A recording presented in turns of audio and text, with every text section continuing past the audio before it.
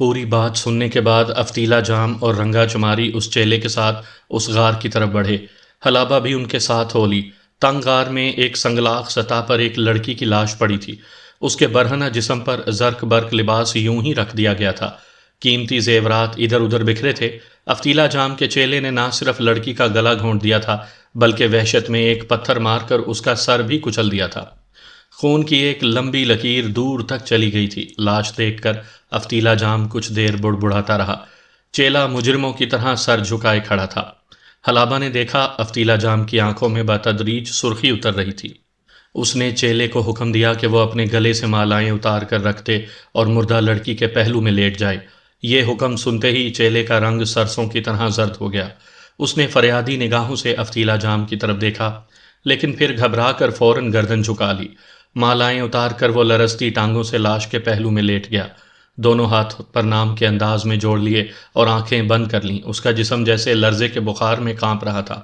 افتیلا جام نے مومی شمع اور سرخ زبان والی مورتی بھی غار سے اٹھوا لی۔ پھر اپنی گھمبیر آواز میں چیلے کے حق میں کوئی طویل پرارتھنا کی۔ پرارتھنا ختم ہوئی تو سب حاضرین دم بخود رہ گئے۔ ان کی نگاہیں بتا رہی تھیں کہ کوئی سنگین واقعہ رونما ہونے والا ہے۔ افتیلا جام نے اپنی مہلک انگلیوں کو مخصوص انداز میں حرکت دی۔ چیلے کے منہ سے دبی دبی چیخ نکلی، پھر ایک دھماکے کے ساتھ وہ نیلگوں شعلوں کی لپیٹ میں آ گیا۔ مردہ لڑکی کا جسم بھی دھڑا دھڑ جلنے لگا۔ حلابہ یہ سب کچھ دیکھنے سے پہلے ہی غار سے نکل چکی تھی۔ کچھ دیر بعد افتیلا جام بھی باہر آ گیا۔ اس نے رنگا چماری سے پوچھا، مرنے والے کے ذمہ کیا کام تھا؟ رنگا چماری نے آہستگی سے کچھ بتایا۔ افتیلا جام نے ایک دوسرے چیلے کی طرف اشارہ کرتے ہوئے رنگا چماری کو کچھ ہدایات دیں اور حلابہ کے ساتھ اپنے غار میں واپس آ گیا۔ حلابہ مڑ مڑ کر دیکھتی آ رہی تھی۔ تنگ غار کے اندر سے دھوئیں کے مرغولے نکل رہے تھے۔ بڑے غار میں کھانا جا چکا تھا۔ مٹی کے پیالوں میں وہی اڑڑ کی دال تھی جو وہ 8 پہر بعد کھاتے تھے۔ رنگا چماری اور دوسرے خاص چیلے پتھریلے دسترخوان پر آلتی پالتی کے آسن میں بیٹھ گئے۔ حلابہ اور افتیلا جام نے بھی اپنی اپنی جگہ سنبھال لی، مگر اس سے پہلے کہ کھانا شروع کیا جاتا افتیلا جام کی نگاہ طلوع ہوتے سورج کی طرف اٹھ گئی۔ وہ چونک کر اپنی جگہ سے اٹھ گیا۔ اس نے حلابہ کو بھی اٹھنے کا حکم دیا۔ اسے ساتھ لے کر وہ غار کے عقبی حصے میں آ گیا اور ایک پردہ سا کھینچ کر تخلیہ کر لیا۔ بولا، اے لڑکی، میرے خیال سے یہ شبھ گھڑی ہے۔ میں کئی دنوں سے اس گھڑی کا انتظار کر رہا تھا۔ شاید آج میری کہی بات تیری سمجھ میں آ جائے، کیونکہ تیرے اور میرے ستارے آج ایک ہی برج میں ہیں۔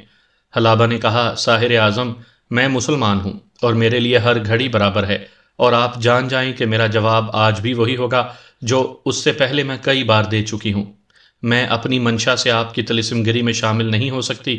شادی کا تصور میری زندگی سے نکل چکا ہے اور کبھی لوٹ کر نہیں آئے گا۔ افتیلا جام نے کہا، لڑکی، تو اپنی پہلی زندگی کو بھول کیوں نہیں جاتی؟ تجھے مان لینا چاہیے کہ تو جیون بھر اس نگری سے باہر نہیں جا سکے گی۔ جب تجھے اس نگری میں رہنا ہے تو تجھے اس نگری میں رہنے کا سامان بھی کرنا ہوگا۔ پرماتما کی برتر قوتوں سے تجھے میں اور صرف میں ہی بچا سکتا ہوں، اور مجھے خود بھی قوت کی ضرورت ہے۔ یہ قوت مجھے تو فراہم کر سکتی ہے، ایک خوش شکل بچے کی صورت میں۔ ہم دونوں ایک دوسرے کی ضرورت ہیں، تجھے یہ بات سمجھنی چاہیے۔ اگر نہیں سمجھے گی تو ہم دونوں کا انجام خوفناک ہوگا۔ افتیلا جام کی باتوں نے حلابہ کا چہرہ شرم سے سرخ کر دیا، تاہم وہ سنبھل کر بولی، مجھے کسی خوفناک انجام سے ڈرانے کی کوشش نہ کریں۔ بہت دیر ہوئی، میں نے انجام سے ڈرنا چھوڑ دیا۔ افتیلا جام بہت دیر حلابہ کو سمجھانے کی کوشش کرتا رہا، پھر غصے میں پاؤں پٹکتا ہوا غار کے اگلے حصے میں واپس آ گیا۔ دوسرے لوگ کھانے سے فارغ ہو چکے تھے۔ افتیلا جام اور حلابہ کے پہنچتے ہی رنگا چماری نے ان کے سامنے بھی دال کے پیالے رکھ دیے۔ وہ دونوں اپنی اپنی سوچوں میں ڈوبے گھونٹ گھونٹ شوربہ پینے لگے۔ کبھی کبھی حلابہ کنکھیوں سے افتیلا جام کا غسیلا چہرہ دیکھ لیتی تھی۔ پیالے خالی کر کے انہوں نے نیچے رکھ دیے۔ ایک چیلا پانی کے کٹورے لیے مودبانہ انداز میں اندر داخل ہوا۔ جو ہی وہ کٹورے رکھ کر سیدھا ہوا، ایک ناقابل یقین واقعہ رونما ہوا۔ چیلے کے منہ سے ہنسی کی دبی دبی آواز نکلی۔ اس نے ہاتھوں سے منہ کو ڈھانپا، پھر یکا یک اس کے حلق سے ہنسی کا فوارہ ابل پڑا۔ وہ ایک نہایت بلند اور فلک شگاف کہکہا تھا۔ وہ ایک کہکہا بھی نہیں تھا، کہکہوں کا سلسلہ تھا۔ مہان جادوگر کے سامنے یہ بدتمیزی عجیب و غریب تھی۔ افتیلا جام خود بھی حیران ہو رہا تھا۔ چیلے کی آنکھوں میں دیوانگی ناچ رہی تھی اور وہ ہنسی سے لوٹ پوٹ ہو رہا تھا۔ کہے سن کر دو اور چیلے بھاگتے ہوئے اندر آئے۔ انہوں نے جنونی چیلے کو سنبھالنے کی کوشش کی مگر یکا یک خود بھی ہنسنے لگے۔ اس وقت حلابہ کو غار کے باہر سے کہوں کی صدا آئی۔ وہ بھاگتی ہوئی باہر نکلی۔ اس نے ایک حیران کن منظر دیکھا۔ افتیلا جام کے چیلے عقیدت مند مختلف جگہوں پر بیٹھے اور کھڑے ہنسی سے لوٹ پوٹ ہو رہے تھے۔ یوں لگتا تھا ان سب پر کوئی دورہ پڑ گیا ہے۔ ہر لمحہ ان کے چہرے سرخ تر اور آوازیں تیز تر ہو رہی تھیں۔ حلابہ کی آنکھیں دہشت سے پھٹی رہ گئیں۔ ہر طرف ایک قیامت برپا ہو چکی تھی۔ چیلے پیٹ پکڑ پکڑ کر ہنس رہے تھے اور ان کی آوازیں چیخوں کی صورت نکل رہی تھیں۔ اس وقت حلابہ کو افتیلا جام نظر آیا۔ وہ بھاگتا ہوا غار سے نکلا تھا اور اب ہراساں نگاہوں سے چاروں طرف دیکھ رہا تھا۔ دیکھتے ہی دیکھتے چیلوں کی دیوانگی اپنے عروج پر پہنچ گئی۔ انہوں نے ہنستے ہنستے کپڑے پھاڑ لیے اور رقص سے دیوانگی شروع کر دیا۔ ان میں عورتیں بھی تھیں اور مرد بھی۔ ان میں سے کچھ مادرزاد ننگے ہو چکے تھے اور کچھ ہونے کی کوشش کر رہے تھے۔ پھر حلابہ کو ایک خوفناک چیخ سنائی دی۔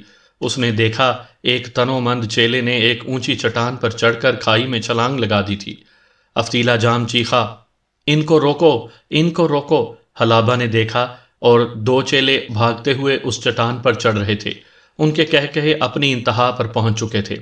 افتیلا جام کا حکم ماننے والا کوئی نہ تھا، لہٰذا وہ خود ہی اپنے شاگردوں کی طرف لپکا اور انہیں اپنے بازوؤں میں جکڑنے کی کوشش کرنے لگا، مگر ان میں تو جیسے کوئی حیوانی طاقت اود کر آئی تھی۔ انہوں نے اپنے استاد محترم کو جھٹکے پر جھٹکے دیے اور تڑپ مچل کر آزاد ہو گئے۔ پھر افتیلا جام اور حلابہ نے بے بسی سے دیکھا کہ ان دونوں نے بھی ہند چٹان سے چھلانگ لگا دی اور پلک جھپکتے میں ہی راہی عدم ہوئے۔ اب حلابہ کو چیخوں پر چیخیں سنائی دے رہی تھیں۔ اس نے یہ دہشت ناک منظر دیکھا کہ افتیلا جام کے چیلے ہنستے ہنستے چیختے مختلف جگہوں سے نیچے کود رہے ہیں اور سنگلاخ پتھروں سے ٹکرا کر جان دے رہے ہیں۔ ہر طرف موت کا راج تھا۔ کوئی آسیبی قوت اپنے صفاک ہاتھ سے قتل عام کر رہی تھی۔ کہے چیخیں اور موت، اس کے علاوہ کچھ سنائی اور دکھائی نہیں دے رہا تھا۔ اپنے عقیدت مندوں کا المناک انجام دیکھ کر افتیلا جام اوندھے منہ زمین پر گر پڑا اور چہرہ خاک میں رگڑنے لگا۔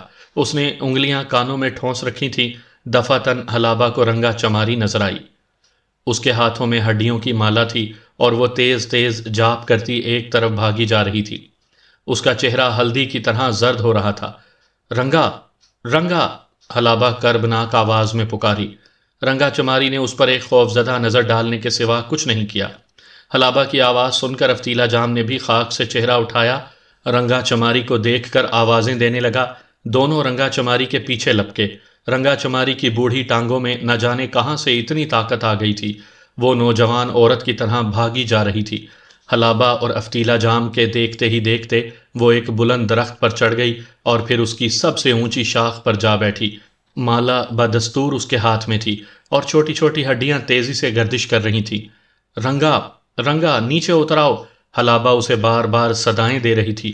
رنگا یکسر خاموش تھی، صرف اس کے ہونٹ حرکت میں تھے۔ یکا یک نامعلوم اسے کیا ہوا کہ اس نے مالا توڑ کر پھینک دی۔ پہلے دبی دبی ہنستی رہی، پھر دیوانہ وار کہے لگانے لگی۔ اس کی ہنسی دم بدم تیز ہوتی جا رہی تھی۔ یوں لگتا تھا کہ کوئی طاقت اسے چھلانگ لگانے پر مجبور کر رہی ہے اور وہ جان بچانے کے لیے شاخ سے چمٹی ہوئی ہے۔ یہ درخت ایک گہرے کھڈ کے کنارے پر تھا اور رنگا چماری شاخ سے گر کر موت کی گہرائی میں پہنچ سکتی تھی۔ اور پھر یہی ہوا۔ اس نے کھل کر کہا لگایا۔ تڑپی مچلی اور چلا کر درخت سے کود گئی۔ حلابہ کے سامنے اس کا جسم سینکڑوں گز نیچے ایک نوکیلی چٹان پر گرا اور سرخ چیتڑوں میں تبدیل ہو گیا۔ رنگا، رنگا، افتیلا جام دیوانوں کی طرح دھاڑا۔ اس کی خوفناک آنکھوں میں غضب کے آنسو چمک رہے تھے۔ ہراساں نظروں سے اس نے حلابہ کو دیکھا، پھر ایک نگاہ پہاڑی پر رقصاں موت پر ڈالی اور حلابہ کا ہاتھ پکڑ کر بھاگ نکلا۔ حلابہ کو مہندر کی تلاش تھی۔ اس کی نگاہیں چاروں طرف گردش کر رہی تھیں اور وہ بھاگتی ہوئی مہندر، مہندر پکار رہی تھی۔ لاشیں اور گوشت کے لوتھڑے پھلانگتے ہوئے وہ اندھا دھند ایک جانب لپکتے چلے گئے۔ ایک جگہ افتیلا جام کو نہ جانے کیا نظر آیا۔ اس نے ٹھٹک کر رخ پھیر لیا۔ افتیلا جام کی مکھیاں اس کے سر پر محو پرواز تھیں۔ پہاڑی سے اتر کر وہ گھنے درختوں میں پہنچے۔ پھر ایک مقام پر افتیلا جام رک گیا۔ خدا جانے اسے کیا سوجھی کہ وہ گھٹنوں کے بل بیٹھ گیا۔ اس نے اپنی انگلیاں حلق میں ڈالیں اور کہہ کرنے کی کوشش کرنے لگا۔ اس نے حلابہ کو بھی ایسا کرنے پر مجبور کیا۔ وہ دونوں انگلیاں حلق میں گھسیڑ گھسیڑ کر کہہ کرنے لگے۔ معدہ کچھ ہلکا ہوا تو افتیلا جام اٹھ کر کھڑا ہو گیا۔ حلابہ کو لے کر اس نے ایک طرف بھاگنا شروع کر دیا۔ افتیلا جام اور حلابہ بھاگ رہے تھے اور ہانپ رہے تھے۔ ان کے چاروں طرف بانس کے گھنے درخت اور اونچی نیچی گھاٹیاں تھیں۔ آخر وہ ایک سنسان غار کے سامنے پہنچ گئے۔ حلابہ اس غار کو اچھی طرح پہچانتی تھی۔ یہی وہ جگہ تھی جہاں سے وہ افتیلا جام کے محل سے فرار ہو کر نکلی تھی، اور بعد میں خونخوار بندروں نے اس کا گھیراؤ کیا تھا۔ افتیلا جام اس کا ہاتھ پکڑ کر اندھا دھند اندر گھس گیا۔ جھاڑ جھنکار اور مکڑیوں کے جالے ہٹاتے ہوئے وہ اس سرنگ کے دہانے پر پہنچ گئے جس کا دوسرا سرا افتیلا جام کے تہہ خانے میں کھلتا تھا۔ افتیلا جام حلابہ کے ساتھ اندر داخل ہو گیا اور تیزی سے آگے بڑھنے لگا۔ حلابہ حیران ہو رہی تھی کہ وہ واپس اپنے محل کی طرف کیوں جا رہا ہے۔ اگر اس کا خفیہ ٹھکانہ پرماتما کی نظروں سے اوجھل نہیں تو وہ محل میں کہاں چھپ سکتے تھے؟ اس نے جب یہی سوال افتیلا جام سے کیا تو اس نے جھڑک کر اسے خاموش کروا دیا۔ جلد ہی حلابہ کو اصل صورتحال کا علم ہو گیا۔ افتیلا جام محل کی طرف نہیں کسی اور طرف جا رہا تھا۔ در حقیقت وہ اپنے قدموں کی گنتی کر رہا تھا۔ جو ہی مطلوبہ گنتی پوری ہوئی وہ رک گیا۔ اس نے گہری تاریکی میں ہاتھوں سے ٹٹول کر ایک بغلی راستہ دریافت کیا اور حلابہ کے ساتھ اس میں گھس گیا۔ یہ بھی ایک سرنگ تھی، مگر پہلی کے مقابلے میں زیادہ تنگ اور دشوار گزار تھی۔ ایک دو جگہوں پر ان دونوں کو گھٹنوں کے بل چلنا پڑا۔ یہاں آ کر وہ ایک کشادہ جگہ پر پہنچ گئے۔ یہاں حلابہ کو ایک بلند و بالا قدیم دروازہ نظر آیا۔ مکڑی کے جالوں سے اندازہ ہوتا تھا کہ اس راستے کو کبھی کبھار ہی استعمال کیا جاتا ہے۔ افتیلا جام کی مکھیاں اب بھی بھن بھناتی ہوئی سرنگ سے نکل آئی تھیں اور اس کے سر پر چکرا رہی تھیں۔ افتیلا جام نے اپنے بھدے ہاتھ سے دروازے پر دستک دی۔ کون؟ دوسری طرف سے ایک سال خوردہ زنانہ آواز آئی۔ افتیلا جام، مہان جادوگر نے اپنا تعارف کروایا۔ چند آہٹیں ہوئیں، پھر دروازہ چرچراتا ہوا کھلا اور ایک بوڑھی عورت افتیلا جام کے قدموں میں سجدہ ریز ہو گئی۔ حلابہ دیکھتی کی دیکھتی رہ گئی۔ اس کی آنکھیں حیرت سے پھٹی ہوئی تھیں۔ دروازہ کھلتے ہی ایک جنت نظیر حصہ اس کی نگاہوں کے سامنے آیا تھا۔ وہ تصور بھی نہیں کر سکتی تھی کہ ایک تاریک سرنگ کو پار کر کے وہ ایسی خوشنما جگہ پر وارد ہو سکتی ہے۔ شاید وہ کوئی خواب دیکھ رہی تھی۔ وہ کسی بہت بڑے اور اونچے گنبد کے اندر کھڑی تھی۔ اس گنبد میں پتھر اور چونے کا بنا ہوا ایک خوبصورت محل تھا۔ محل پر نیلا رنگ کیا گیا تھا اور اس کے سامنے شفاف پانی کی چھوٹی سی نہر بہہ رہی تھی۔ نہر کے کنارے خوشنما پودے اور پیڑ نظر آ رہے تھے۔ رنگ برنگے پھولوں کے تختے نہایت خوبصورت لگتے تھے۔ حلابہ حیران ہو رہی تھی کہ اس گنبد میں کہیں سے دھوپ اور ہوا نہیں آ رہی، پھر یہ پھول پودے کیسے لہلہا رہے ہیں؟ اس نے دیکھا کہ نہر کے بیچوں بیچ ایک آراستہ بجرا تیر رہا ہے۔ اس بجرے پر ایک خوبصورت زرنگار جھونپڑی بنی ہوئی تھی۔ جھونپڑی کے دروازوں پر رنگین پردے لہرا رہے تھے۔ چھدری داڑھی والا ایک دبلا پتلا شخص جس کی عمر 30 سال کے لگ بھگ تھی، جھونپڑی کے سامنے ایک تخت پر گاؤ تکیا لگائے بیٹھا تھا۔ اس کے گرد نیم اریاں لباس والی دوشیزاؤں کا جھمگٹا تھا۔ یہ منظر کچھ ایسا حیا سوز تھا کہ حلابہ کی نگاہیں خود بخود جھک گئیں۔ افتیلا جام حلابہ کو لے کر آگے بڑھا۔ بجرے پر بیٹھا ہوا شخص جلدی سے کھڑا ہو گیا۔ اس نے ملاحوں کو ہدایت کی کہ بجرے کو فوراً کنارے پر لے آئیں۔ آؤ افتیلا جام، دبلا پتلا شخص دور ہی سے پکارا۔ زہ نصیب، خوش آمدید۔ اس کا لب و لہجہ عربی تھا اور انداز میں افتیلا جام کے لیے بے تکلفی تھی۔ افتیلا جام اور حلابہ قدم بڑھا کر بجرے کے اوپر آ گئے۔ دبلے پتلے شخص نے پہلے ہندوؤں کے انداز میں نمستے کیا، پھر گرم جوشی سے مصافحہ کر کے حلابہ کو دیکھنے لگا۔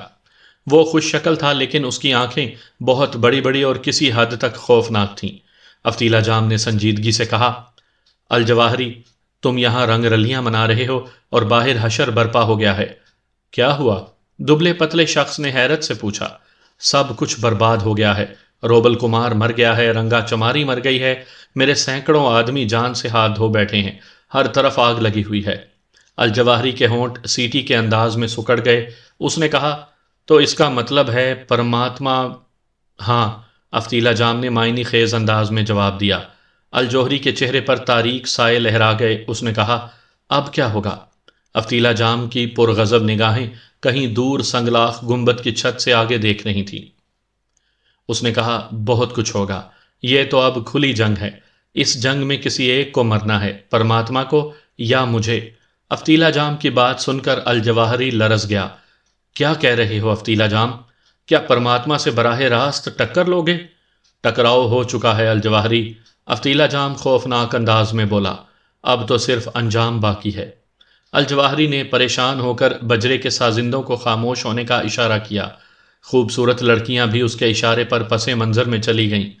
افتیلا جام اور الجواہری زرنگار جھونپڑی کی طرف بڑھے، حلابہ کو باہر ہی رکنے کا اشارہ کیا گیا۔ اس جھونپڑی میں افتیلا جام اور الجواہری کے مابین دیر تک گفتگو کا سلسلہ چلتا رہا۔ گاہے بگاہے ایک حسین لڑکی انہیں شراب پلاتی رہی۔ اس دوران افتیلا جام کے حکم پر ملاحوں نے چپو چلانے شروع کر دیے اور بجرے کو کسی نامعلوم مقام کی طرف لے چلے۔ حلابہ دو کنیزوں کے ساتھ ایک کونے میں خاموش بیٹھی تھی، کچھ پوچھنے اور بتانے کا چارہ نہیں تھا۔ بجرا تھوڑی دیر چلنے کے بعد کنارے پر رک گیا۔ یہ جگہ گنبد کے اندر ہی تھی۔ اب گنبد کی ساخت دیکھ کر حلابہ کو اندازہ ہوا کہ یہ کوئی پہاڑ ہے جو اندر سے کھوکھلا تھا یا کیا گیا تھا۔ یہ نہر اس کھوکھلے پہاڑ کے اندر بہتے نہ جانے کہاں نکل جاتی تھی۔ ایک بات کا اسے اور پتہ چلا، اس گنبد کے اندر نظر آنے والے تمام پھول پتے مصنوعی تھے۔ انہیں کسی چمڑا نما شے سے کاٹ کر اتنی خوبصورتی سے رنگا گیا تھا کہ ہاتھ سے چھونے تک اصل کا گمان باقی رہتا تھا۔ بجرا کنارے پر رکا تو حلابہ کو عجیب سی بو نتنوں میں گھستی ہوئی محسوس ہوئی۔ پھر اس کی نگاہ نہر سے چند گز دور ایک گڑھے پر پڑی۔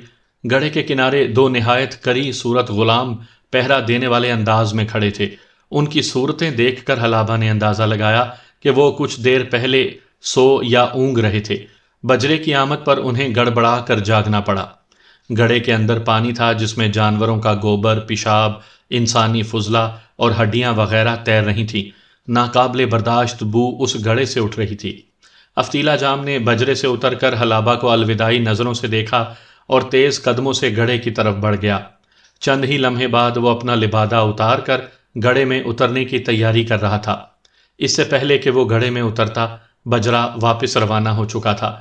حلابہ کے ذہن میں اندیشے سر اٹھانے لگے۔ اس نے الجواہری سے پوچھا، کیا مہاراج یہیں رہیں گے؟ الجواہری نے شستہ عربی میں جواب دیا، ہاں، انہیں یہاں کچھ دیر کے لیے جاپ کرنا ہے، پھر وہ یہاں سے روانہ ہو جائیں گے۔ کہاں؟ اس کا علم صرف مہاراج کو ہے۔ تم اب کچھ دنوں کے لیے میرے پاس مہمان بن کر رہو گی۔ حلابہ کو کچھ سمجھ نہیں آ رہی تھی۔ اس نے کہا، اگر میں آپ کو میزبانی کی تکلیف نہ دینا چاہوں تو؟ الجواہری نے تنقیدی نگاہوں سے اس کا سراپا دیکھ کر کہا، تو پھر مجھے بہت تکلیف ہوگی، کیونکہ میں تم پر کوئی سختی نہیں کرنا چاہتا، حالانکہ مجھے یہ بھی معلوم ہو چکا ہے کہ تم ایک دفعہ افتیلا جام کو دھوکہ دینے کی کوشش کر چکی ہو، اور یہ بھی جانتا ہوں کہ یہ ساری آفتیں تمہاری ہی لائی ہوئی ہیں۔ اگر تم نہ ہوتی تو شاید یہ سب کچھ نہ ہوتا جو اس نگری میں ہو رہا ہے اور ہونے والا ہے۔ حلابہ نے زچ ہو کر کہا، تم کہنا کیا چاہتے ہو؟ الجواہری نے کہا، یہی کہ اب تم الجواہری کے پاس افتیلا جام کی امانت ہو۔ میں اس امانت میں خیانت نہیں کروں گا اور نہ تم مجھے کسی مشکل میں ڈالو گی۔